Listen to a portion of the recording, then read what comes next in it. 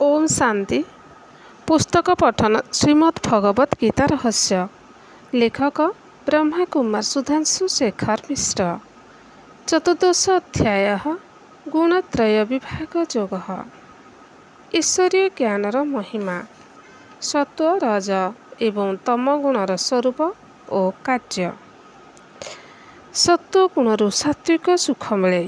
सुखानुभूति बंधनकारक नुहे। पुरुषार्थ बा जोग मार्गरे आगक बढ़िबा पई एक प्रेरक रूपे केवल एहाको ग्रहण करिबा उचित। एहा जोगीर अंतिम लक्ष्य हेबा उचित नुहे। किंतु बेले बेले जोगी एही सुखरे आसक्त होई पड़े। सेतेबेले तार पुरुषार्थर गति बाधा प्राप्त हुए। से लक्ष्यभ्रष्ट होई सुखर बंधनरे बांधी होई पड़े। एही सुखाशक्ति हेउछि मायार मोहिनी शक्ति। एहा द्वारा सत्वगुण मनुष्य उपरे विजय प्राप्त करे। रजगुण संपन्न व्यक्ति कर्मप्रिय। कर्मरे से सुख पाए। से चुप होई क्षणे बसी पारे नाही। एभଳି व्यक्तिमानक द्वारा योगाभ्यास हुए नाही। से कर्मप्रवण किंतु कर्मयोगी नुहे।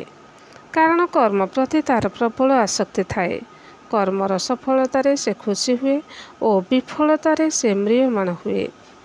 केवल फलाशक्ति नुहे, कर्मरे मध्य तार आसक्ति थाए।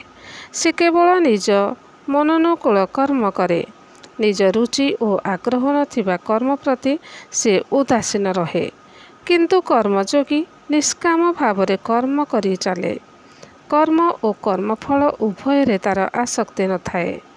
तेणु जेउमाने जोगारूढ़ हेबाकु चाहंती सेमाने निष्काम भावे कर्म करिबा उचित।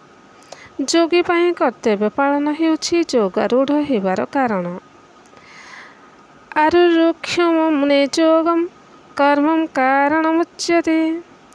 तेणु रजगुणर यथार्थ स्वरूप जानी कर्तव्य कर्म प्रति अनासक्त रहिबा प्रत्येक योगाभ्यासी पाई एकांत आवश्यक। न कर्मस्य न सुजते।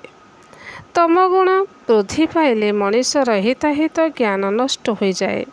एहा फलरे तार बुद्धि ठीक समय रे ठीक निर्णय करि पारे नाही।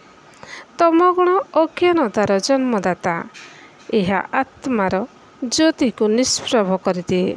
सूर्य मेघावृत हेले आकाश अंधकारच्छन्न होई पड़े।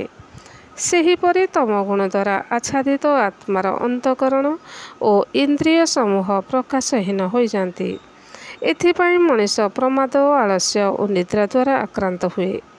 ज्ञानयुक्त कथा श्रवण और पठन सत्वे मध्य तार आध्यात्मिक चेतना जागृत हुए नहीं।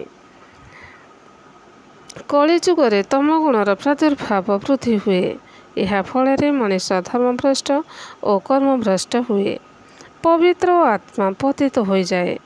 धर्म संप्रदायर क्षुद्र कंठी मध्यरे आबद्ध रही जाए।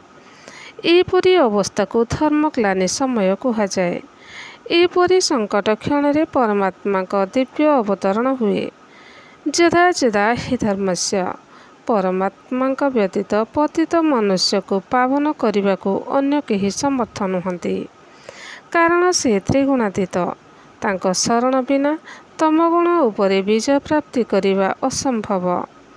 एथिपाई समस्त दैहिक धर्म परित्याग करने को पड़िब। सर्वधर्मान परित्यज्य मामेकं शरणं व्रज। यह साक्षात परमात्मा का आदेश। किंतु परमात्मा का मानवीय शरीर आश्रय रे अवतरण हेबा रहस्य तमगुण प्रभाव रे व्यक्ति जानि न पारि तांको निर्देशर अवमानना करे। अवजानन्ति मां मूढ़ा मानुषे तनुमाश्रितम्। सेमानंको परमात्मा मूढ़ बोली अभिहित करिसंती। मनीष आत्मा त्रिगुणाधीन। राजयोगर आभिमुख्य है त्रिगुणातीत अर्थात तीन गुणर बंधन मुक्त हेबा। अन्यथा परमात्मानुभूति संभव नुहे। तीन गुणर बंधन ही मनरे विक्षेप सृष्टि करे। यह जोग पाई बाधक। निरवच्छिन्न जोग बिना आत्मा जन्म जन्मांतर विकारी संस्कार समूहरु बा पाप राशिरु मुक्त हो पारे नाही।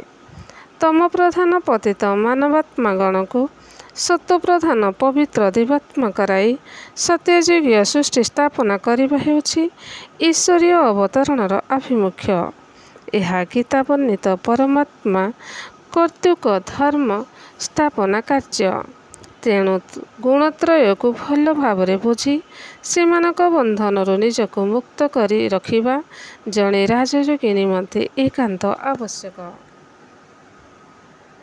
କ୍ରମଶଃ ଓମ୍ ଶାନ୍ତି।